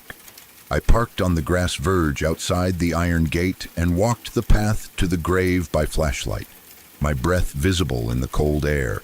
The grounds completely silent except for the sound of my own footsteps on the gravel. The mound was undisturbed. The flowers from Saturday were still arranged across it, slightly wilted but intact, the ribbons still tied. Nothing had been disturbed. The ground looked exactly as it had looked when we left it on Saturday afternoon. I stood there and played the recording. In the open air of that silent cemetery at 4 in the morning, his voice came out of the phone speaker and traveled across the dark and the still air and the mounded earth above him. And beneath his voice, audible even in the open, was the sound of something moving in the ground where we had put him. I drove home. I sat at the kitchen table until dawn and did not touch the phone again. The recording is still on it. I have tried to delete it 11 times across different sessions, approaching it with the deliberateness of someone who has thought carefully about whether they actually want to do this and concluded that they do. Each time the file responds to the delete command in the normal way. The confirmation prompt, the confirmation, the brief processing pause. And then it is still there, unchanged. 4 seconds. His voice and the sound beneath it and the abrupt silence after, as if the message ran out of whatever it was running on before it could finish. I don't know what he was going to say. I don't know what comes after I just wanted. I have constructed many versions of the sentence in my mind across the sleepless hours of the past several weeks. Each version I arrive at feels simultaneously true and completely insufficient. The way anything you imagine a dead person saying will feel insufficient, because what you are really trying to fill is not a sentence, but an absence. Every night since that Sunday, at exactly 3:17 in the morning, his phone activates on the nightstand. No notification, no new message, no call incoming. The screen simply turns on. The cracked corner, the Vermont lake, my mother's face from a summer afternoon that he was alive for, and illuminates the ceiling of the room for exactly 4 seconds. Then it goes dark. 4 seconds, the length of what he left. I have moved the phone to different rooms. I have put it in a drawer. Once I locked it in my car overnight, parked in the driveway, and lay in bed, listening for the duration. And at 3:17, I watched the dark ceiling and counted to 4, and then did not need to go outside to confirm that the screen had lit. I have not turned the phone off. I have examined this choice, and I understand it is not rational. Turning it off would be simple. The phone is old enough that it has a physical power button, and a long press would end it, and the light would stop, and the 4-second intervals would stop, and I could return to grief that operates along predictable lines. I cannot bring myself to do it. This is the part I find hardest to explain to anyone I have tried to tell. Not the voicemail, not the recording with its terrible sound beneath his voice, not the nightly activation of the screen at the precise same moment. The hardest part to explain is why I won't turn it off. Why I have made, quietly and without fully acknowledging it, the decision to let whatever this is continue. I think the truest answer is this. The phone is the last place his voice exists in a form I did not put there. Every other recording I have of him, the birthday videos, the voicemails I saved years ago, the handful of clips from family gatherings, I assembled those. I chose to keep them. They exist because of a decision I made. This one arrived without my decision. This one came from somewhere I did not create and cannot control and do not understand. And as long as it is still coming, some part of me cannot let go of the possibility that it is coming from him. I know what that sounds like. I know the grief literature. I know the things that desperate people believe in the weeks after a sudden loss. The ways the mind assembles meaning from noise and coincidence and the ordinary glitches of technology, because the alternative, that the silence is simply silence, that the dead stay dead, that the 4 seconds of his voice is everything that remains, is a weight the mind resists by any means available. I know all of that. I have told it to myself clearly and in plain language more than once. And every night at 3:17, the ceiling lights up for 4 seconds, and I lie in the dark and I count. And the counting feels like the last thing I can do for him that he might be able to hear. I don't know what he wanted. I am still listening. "Will you tell me a story?" the little girl asks. "Only a short one," the grandmother says, drawing the blanket up to the child's chin with the practiced ease of someone who has done it 10,000 times. "And you must listen very carefully." The girl nods, settling deeper into the pillow, her dark eyes wide and patient. This is a story about a realm that did not grow over centuries or rise slowly from the earth. It simply appeared one day, already complete, with no early history and no memory of how it came to be.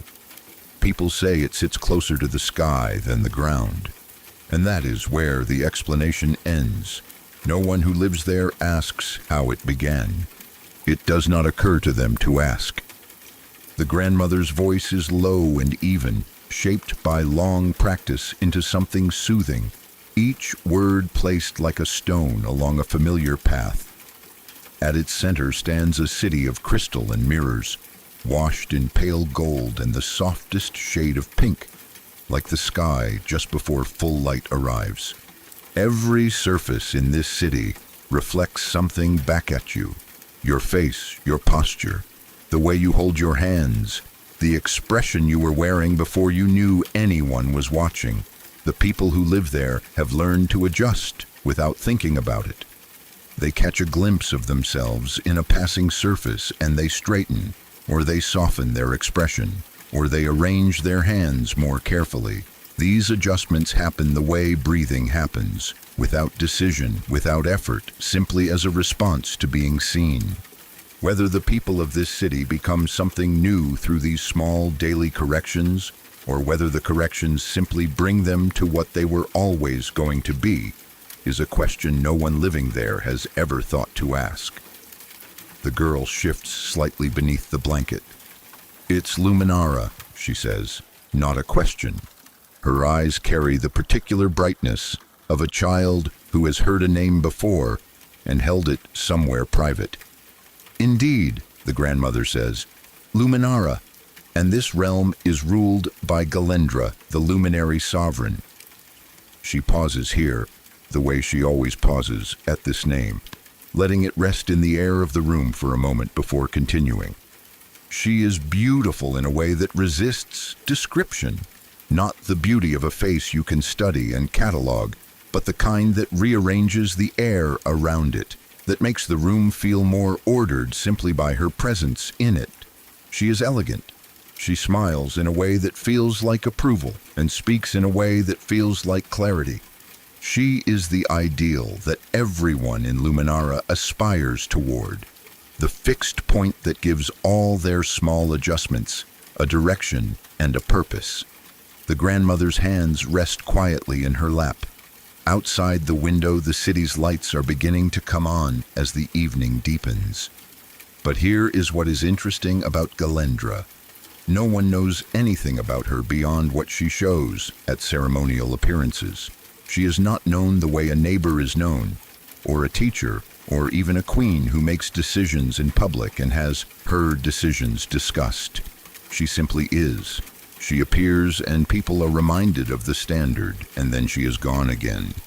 Those who are summoned to her palace come back changed in ways they cannot describe and do not try to describe. They seem settled afterward, content in a way that is difficult to argue with. "Changed how?" the girl asks. "In a way that is hard to describe," the grandmother says again, precisely as she said it the first time.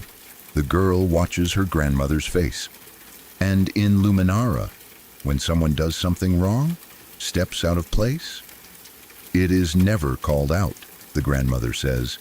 "That would disturb the balance. That would draw attention to the disruption in a way that might spread. No. In Luminara, stepping out of line is simply noticed. It registers the way a wrong note registers in a piece of music. The rest of the melody continues, the hymn goes on, the harmony reasserts itself, and afterward, no one can quite remember who had been singing the part that sounded wrong." She smooths the blanket across the child's legs, pressing out a small crease near the hem. "Those who do not fit in do not seem to last." The girl's fingers tighten at the edge of the blanket. "And no one says anything," she says. It comes out quieter than she intended. For a moment, perhaps, someone notices that a familiar face is no longer among them. There is a small gap in the pattern, like the space between a word and the next word, but they do not ask questions. Asking would suggest that something needed explaining, and in Luminara, nothing is supposed to need explaining. So life continues as it always does, and what was there before is simply no longer there, and in time, not long at all. It is as though it never was. "This is a scary story," the girl says. The words come out before she can think about them. They sit in the room, slightly wrong, the way a wrong note sits. The grandmother looks at her for a moment, Her expression is composed and warm and does not change, but something moves behind her eyes. The smallest tightening, a brief recalibration, there and gone so quickly the child cannot be certain she saw it. It is not a scary story, the grandmother says. Her voice is softer now, slower. Each word placed with care. It is a comforting one. Everything in Luminara is taken care of. Everything becomes as it should be. The room has grown quieter, though nothing in it has changed. The blanket is smooth. The lamp is on. The light from outside traces a pale rectangle across the foot of the bed and the chair where the grandmother sits, with her hands folded in her lap. In Luminara, the grandmother says, everyone is safe because everything is in harmony. She waits. There is no answer. The girl is still, completely still in the way of sleep. Eyes closed, chest rising and falling, with the slow, shallow rhythm of a child who has gone under quickly, as children sometimes do. The grandmother looks at her for a long moment. Then she reaches out and smooths the blanket one final time, working from the top edge down to the hem, pressing every wrinkle flat with the palm of her hand until the surface is perfectly even, perfectly ordered, not a single fold remaining. She rises, she stands at the side of the bed and takes in the room the way a person takes in a room when they are trying to remember why they entered it. Her gaze moves from the window to the lamp to the small figure beneath the blanket. Her expression tightens for just a moment. That same brief tightening, that almost question forming and then releasing, before easing back into something smooth and settled. She leaves. The door closes behind her with the softest possible sound. In the hallway, her footsteps move away without hurrying. In Luminara, nothing imperfect is allowed to remain, and nothing that calls perfection into question is ever remembered for long. The blanket is perfectly flat. The lamp burns steadily. Outside the window, the city glows pale gold and soft pink against the darkening sky, every surface catching the light, holding it, reflecting it back. Everything is in harmony. Everything is as it should be. Looking back now, I think it was meant to happen the way it did. The argument, the door slamming behind me, the cold night air hitting my face before I'd even made it to the sidewalk. I won't go into the details of what was said. I'll only say it wasn't the first time I'd walked out of that house with my hands shaking and nowhere in particular to go. Ever since Matthew disappeared, our marriage had existed in one of two states. Either a silence so complete it had its own weight, or something loud and ugly that neither of us could control once it started. There was no middle ground anymore. There was no easy afternoon, no dinner where we just talked about nothing, no moment where I looked at her and she looked back and we were simply two people who loved each other. Whatever that had been, it had been one of the first things the forest took. He was our son. The one thing in this world we were supposed to protect with the full force of everything we had. And he had vanished in the time it took me to turn my head. We used to hike as a family. That was our thing, mine and Sarah's and Matthew's. Getting out of the city, up into the trails, letting the noise of ordinary life fall away behind us. There was something grounding about it. The smell of pine and damp earth. The sound of water running over rocks somewhere nearby. The way the light came down through the canopy in long slanted columns. Matthew loved it. He was the kind of kid who picked up every interesting rock and wanted to know the name of every bird he heard. He could spend 20 minutes investigating a single fallen log. We'd let him. We had all the time in the world back then. I still remember every detail of March 16th, 2006, with the specific, unwanted clarity of something your mind has rehearsed 10,000 times without your permission. It was a Saturday. The air had started to warm after a long winter, that first real warmth that feels like a promise being kept. The trees along the trail had just begun to blossom, the pale new growth catching the sunlight. We'd packed a full day. Water bottles, sodas, sandwiches, the particular snacks each of us had requested. Matthew had wanted chips and a specific kind of fruit snack that came in the shape of sharks. I remember putting them in the bag. We were about half a mile in when Sarah needed to stop. She announced it, then announced it again 100 steps later, then again after that, each announcement carrying a little more edge than the one before. Matthew and I exchanged a look, the kind of look that exists between a father and son when mom is in a mood and the wisest thing available is silent solidarity. "Can you just stop for 1 second?" she finally snapped, turning to look at both of us with the exhausted frustration of a woman who has been managing something she didn't ask to manage. I kept my voice low and easy. Told her, of course, no problem, she should go ahead. Matt and I would wait right here. She walked off through the trees toward a spot with enough distance and coverage. Matthew and I leaned against a large boulder just off the trail and waited. I noticed the silence then. Not the comfortable quiet of a peaceful forest, not the natural pause between birdsong. True silence, complete, unbroken, the kind that sits on you. No birds, no insects, no rustle of small animals in the brush. Nothing. In the moment, I registered it as something pleasant, one of those rare pockets of absolute stillness you get lucky enough to stumble into occasionally. I remember thinking how blue the sky looked through the gap in the canopy, a blue that seemed almost too clean, too deliberate. Matthew said something that made me laugh. I said something back. He came up with a response faster than I expected, and I laughed again. Genuinely, the way you laugh when a 6-year-old surprises you with their timing. We were making fun of the sounds from behind the distant tree, whispering to each other, both of us trying not to let the laughter get too loud. And then a twig snapped, just one, a single clean snap from somewhere in the trees to my left. The kind of sound that, under normal circumstances, means a deer or a squirrel or any one of 100 ordinary things. I turned my head toward it. It took less than a second. When I turned back, Matthew was gone. I stared at the space beside the boulder where he had been standing. I looked behind the rock, around the rock, down the slope in both directions.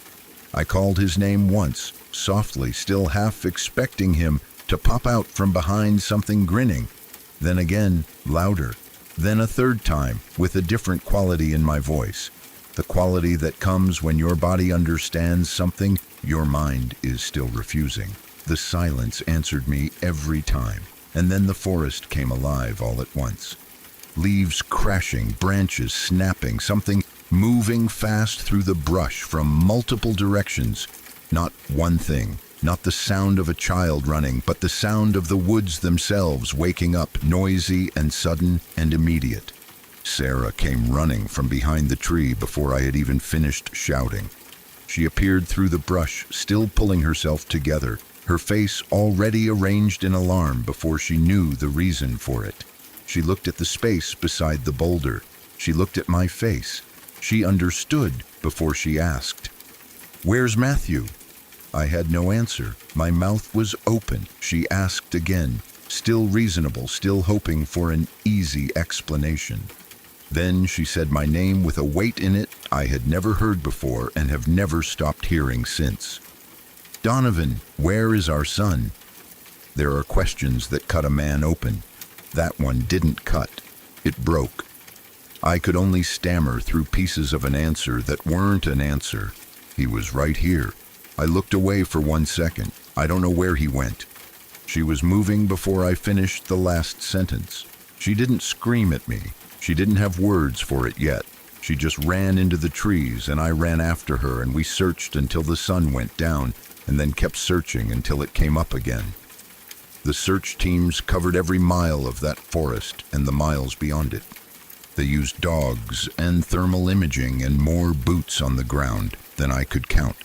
They found one thing in all of that searching: a single sneaker, left foot. white with a cartoon character on the side that Matthew had picked out himself. The laces were untied. I don't know how to explain what that detail did to me. Something about the untied laces made it feel completely real, in a way that nothing before that moment had. I saw him out there in the woods, somewhere I couldn't reach, with one bare foot on the cold ground. The years after that had a particular texture that's hard to describe to someone who hasn't lived inside something similar.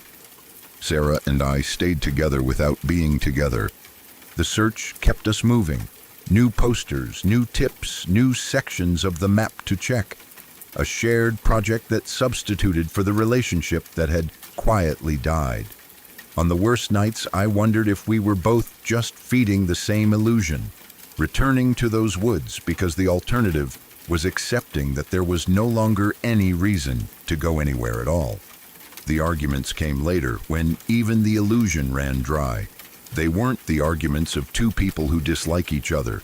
They were the arguments of two people who are too tired to protect each other from the truth anymore. Last night we didn't argue at all. That was the thing that told me it was over. We just agreed, quietly and calmly and terribly, that we had come to the end of something.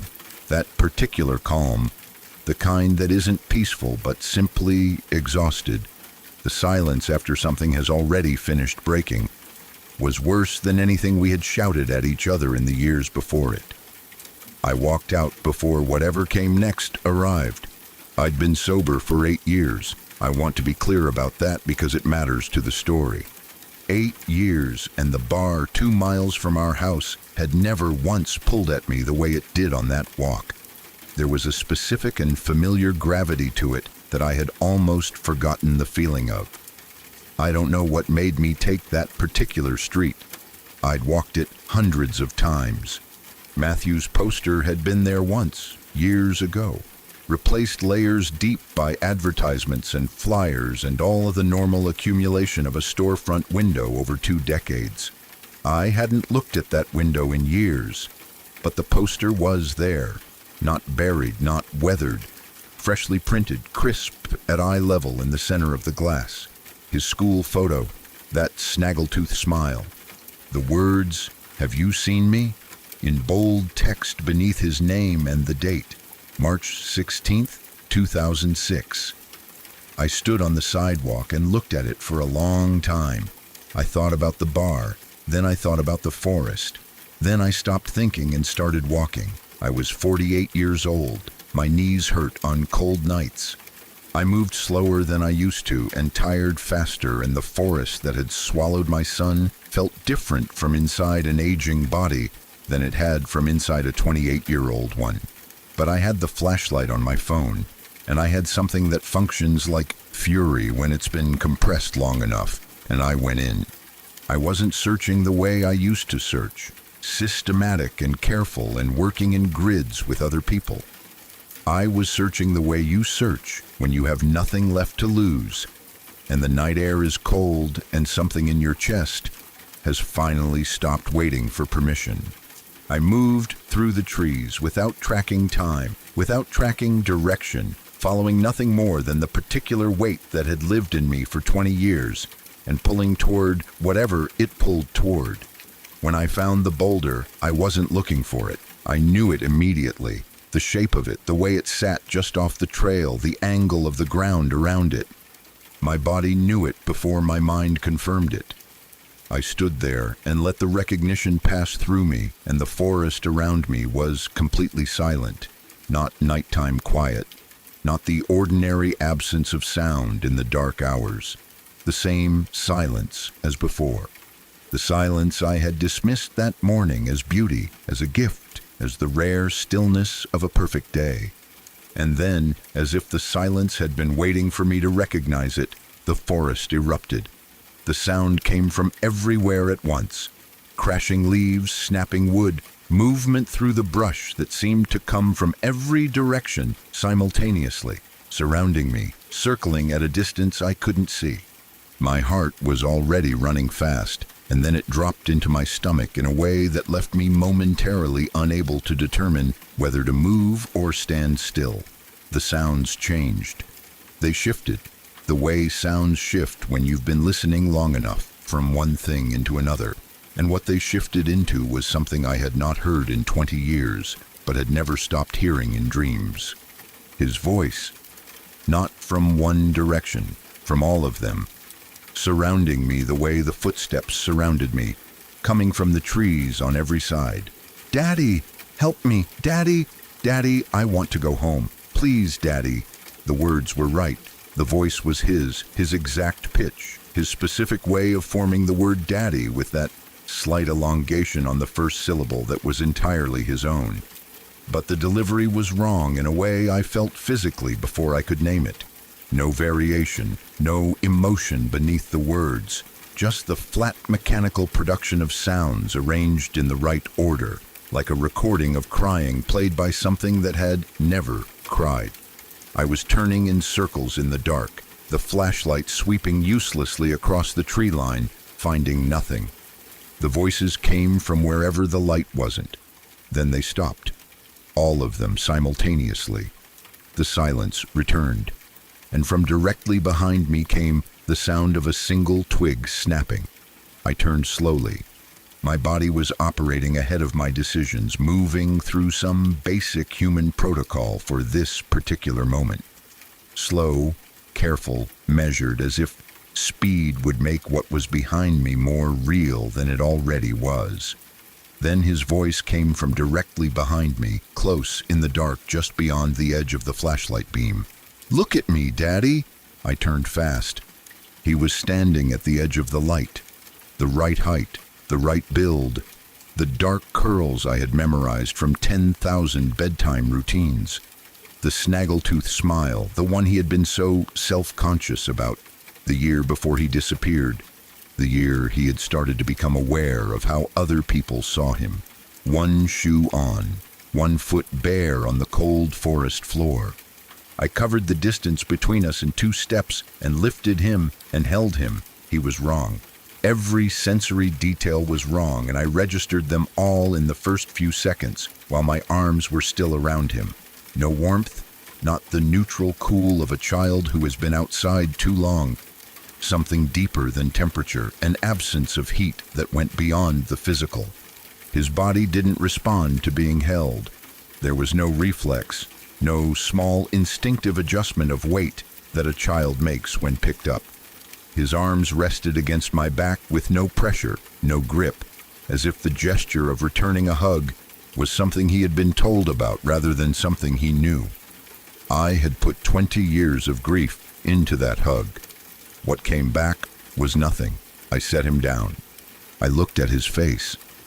His eyes in the beam of the flashlight were dark in a way that took a moment to process. Not the eyes of a child who has been crying or frightened or is standing in shadow. Dark the way a room is dark when there is no light source inside it at all. He spoke to me about his family, the family he had found in the woods, the family he had been with all this time. He told me they had been waiting, that I had finally found them, the way he had always believed I would find them, and now we could all be together. He reached out and took my hand. His hand was cold and dry, and its grip was steady in the way that a mechanical thing is steady, without the small unconscious variations of a living hold. He pulled me forward gently but without hesitation deeper into the trees, and from the darkness around us, at a careful distance that kept them just at the edge of visibility, I heard them. New footsteps joining ours, pressing through the leaves and pine needles, moving parallel to us through the trees, keeping pace. I did not look at them. I looked at my son's face, at the profile of it as he led me forward, and I thought about the untied lace on the sneaker they found. I thought about him at 6 years old, still learning to keep his laces tied, the way he'd have to stop on the trail sometimes and crouch down and work through the loops with his small, careful hands while we waited. I thought about how his hand in mine felt nothing like I remembered, and I followed him deeper into the dark where his family was waiting, because I had been walking toward this moment for 20 years, and I had nothing left behind me worth turning back for. The footsteps around us kept coming, closer now, and the forest, for the first time in 20 years, was no longer silent. Last week, I admitted a patient, male, mid-20s. No prior psychiatric history. I'll call him Patient 1. He was fidgety in the way that people are fidgety when they are trying very hard not to appear fidgety, sitting forward in the chair, hands working against each other in his lap, jaw tight, high school dropout, living at home with his mother, working retail. No red flags in his presentation that I hadn't seen hundreds of times before. I asked what brought him in. He said, "It's not a voice, it's there. It waits for me around the corner." I assumed he meant a corner of a room. This is common. Patients localize fear to the geometry of enclosed spaces, corners, doorways, the space under beds. I asked which corner he meant. "No," he said. "I'm safe here. It's downtown, the corner of Hardin and Jasper." I wrote it down without attaching much significance to it. A specific street corner instead of a room corner was mildly unusual, but not diagnostically meaningful on its own. By the time our intake interview was finished, I was confident I was looking at a fairly routine first-break psychotic presentation. He agreed to stay voluntarily, which was a good sign. After the session, I looked up the corner of Hardin and Jasper. There's a coffee shop there, new place, good reviews, nothing remarkable. Collateral from his mother filled in the history. Months of gradual social withdrawal, increasing isolation. Then that morning he had announced out of nowhere that he was going downtown, calmly, matter-of-factly, as if nothing had been wrong. And she had intervened before he got there. No substance use, no medical history, no family psychiatric history worth noting. I discharged him several days later. He was responding well to medication. I moved on. Then yesterday, I admitted patient 2. She walked into the room fighting herself. That's the only way I know how to describe it. Her gait was jerky and resistant, as if part of her body was trying to go somewhere else and the rest of her was refusing.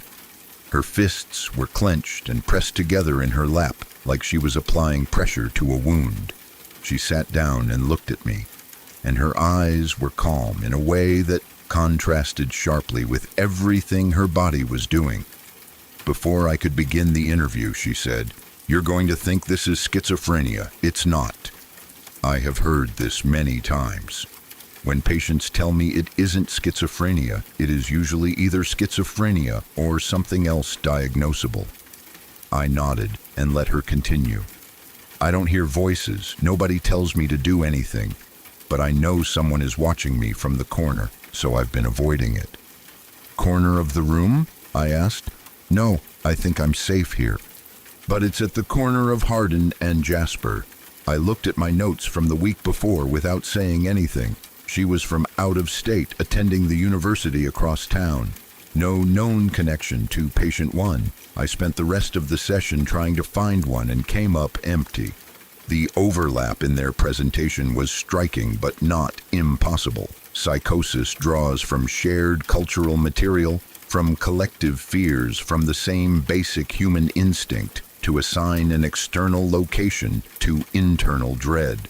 A street corner is a mundane enough choice.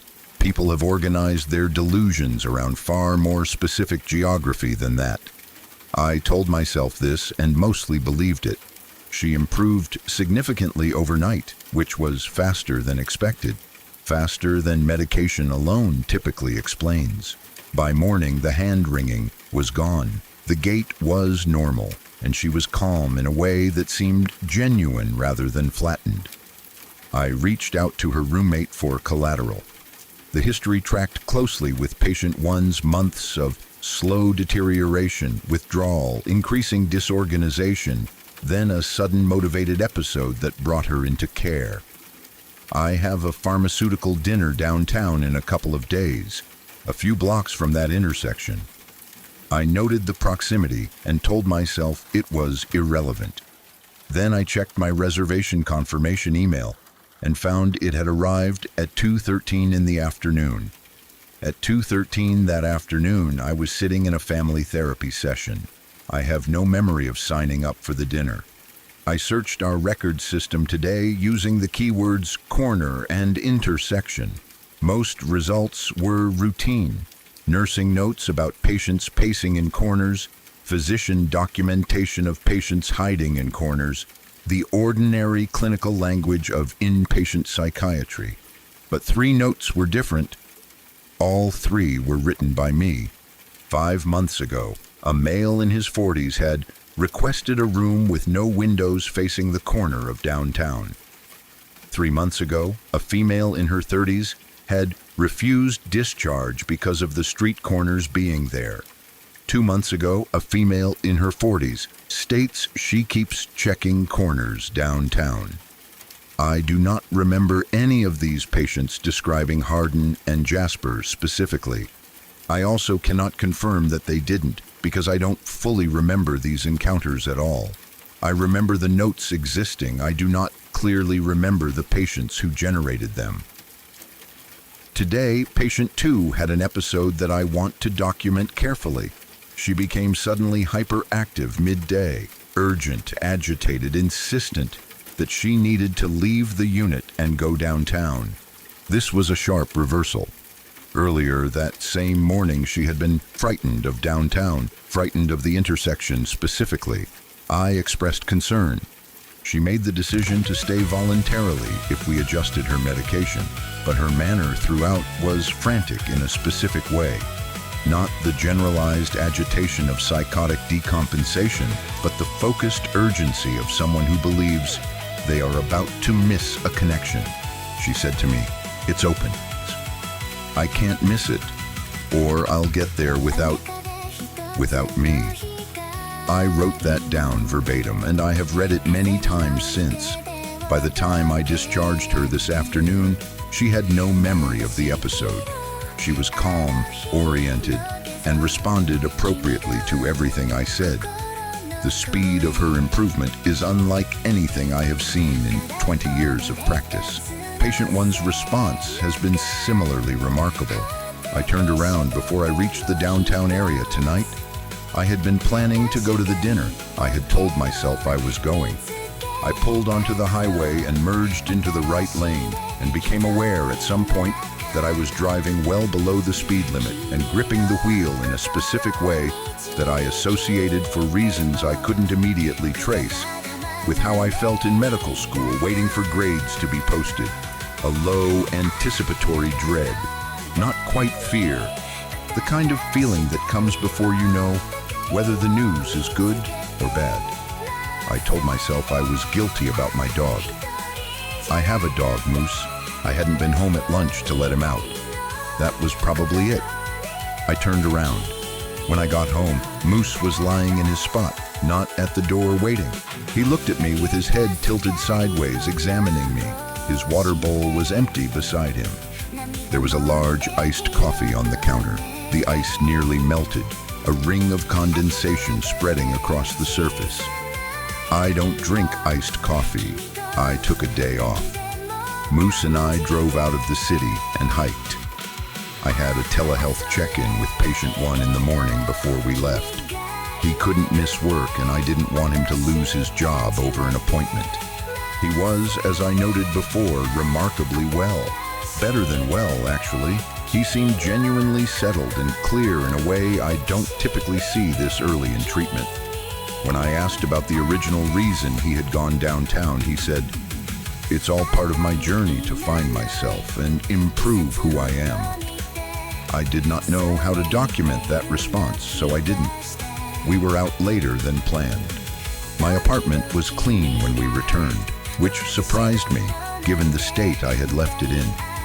Moose was subdued in the way dogs are when they're processing a new environment, kept going to the door as if he wanted to go back outside. The next morning at work, one of the nurses told me how good it was to see me yesterday. She said she had spotted me and Moose downtown at that coffee shop, in town shopping with her husband. She named the specific shop, the one at the corner of Hardin and Jasper. I have photographs of myself at the top of the hiking overlook.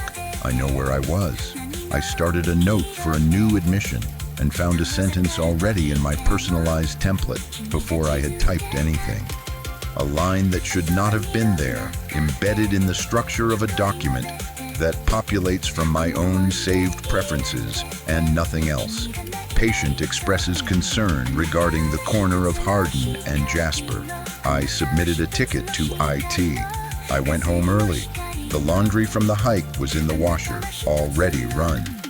I found a receipt from the downtown coffee shop, crumpled in the drum among the wet clothes. The timestamp on the receipt was from the afternoon of my day off, from the hiking trail. I am writing this from my office. It is past 2 in the morning and I have not been able to leave. I have gotten into my car multiple times over the past several days. I start driving and something in the sequence between leaving the parking lot and arriving home breaks down. And eventually, I am back in the parking lot without understanding the interval between. The sky is always lighter when I return. I have been checking the camera I set up at home for Moose. Someone has been feeding him and keeping his water bowl full. The footage shows me doing it. I don't remember any of it. The version of me on the camera moves through my apartment without the particular exhaustion I have felt for weeks. He seems rested.